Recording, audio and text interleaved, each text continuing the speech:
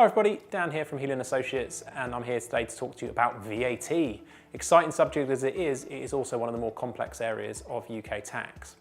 So to start off with, what is VAT? So if you buy a TV from your local supermarket, it will have VAT included in the price. However, most of your shopping won't, and it's UK law that determines what has VAT on it and at what rate.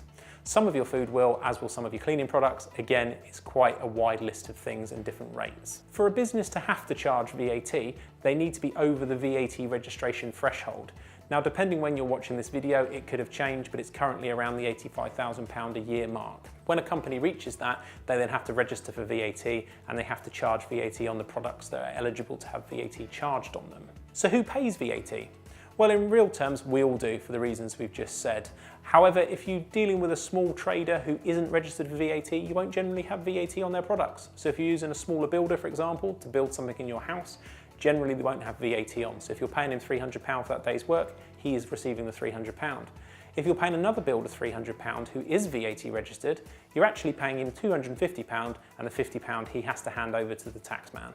If you are a business watching this and you believe you're about to be over the £85,000 threshold, bear in mind it's a rolling 12 months. So you take the earliest month as you move into the next month and remove it and add the new month to it. So it moves with you as you go. That can catch some people out. So it's not £85,000 in one tax year and just hold off my invoicing and then invoice into the next year. It is rolling, so bear that in mind. If you are over the registration threshold and you're eligible for VAT registration, you get 30 days to register and then you need to be registered. So you really need to be on top of that at all times. There are circumstances where you can't register. We won't get into those too much into this video, but you could provide exempt supplies and therefore you're not allowed to VAT register. That's actually only a minority of cases. Often as well, it can be beneficial to register early for VAT. So you don't have to wait till you get to the registration threshold. We personally have lots of clients that are well under the threshold, but it's a benefit for them to register. This generally occurs when you're dealing in a business-to-business environment. If you generally deal with big VAT registered businesses, quite often there's a benefit to being voluntarily VAT registered.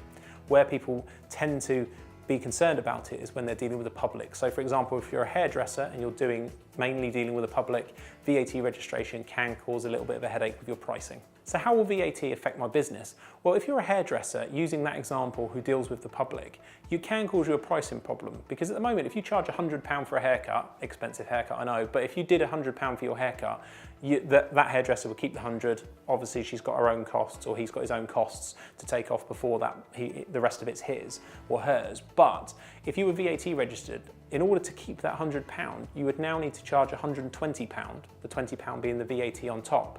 Now that's where the problem comes, because if your customers don't want to pay £120 or they can go down the road and pay it, then it can cause you a problem. Then you might think, well, okay, well, I'll keep it at £100. Unfortunately now, with the way the VAT works, that means you would only get £83 instead of 100, and the other bit you would give to the taxman.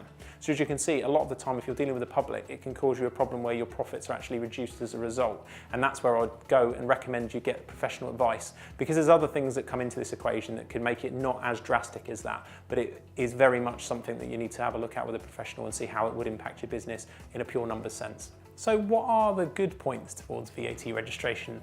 Having heard of the last one, you might think, well, that sounds awful, but actually what it allows you to do is recover any VAT you're incurring. So if your rent, for example, is £1,200 including VAT, £200 of that VAT, you'll be able to offset against the amounts that you're handing over. So you effectively reclaim it, which is great. So in those circumstances, it can be a real benefit, but as we said, there are other things to consider with it.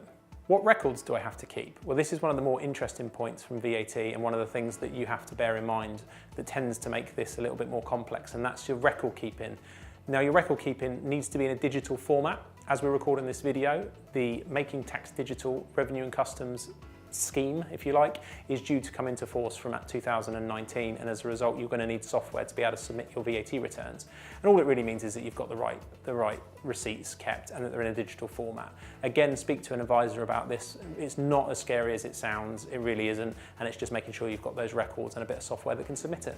If you are interested in making tax digital and what that means to your business, make sure you check out the rest of the videos on our channel, as if there isn't one now, there will be one shortly. And that is a very quick overview of VAT. As I say, it's one of the more complex areas of UK tax law, and if you are near that VAT threshold or you're considering being VAT registered, please seek professional advice.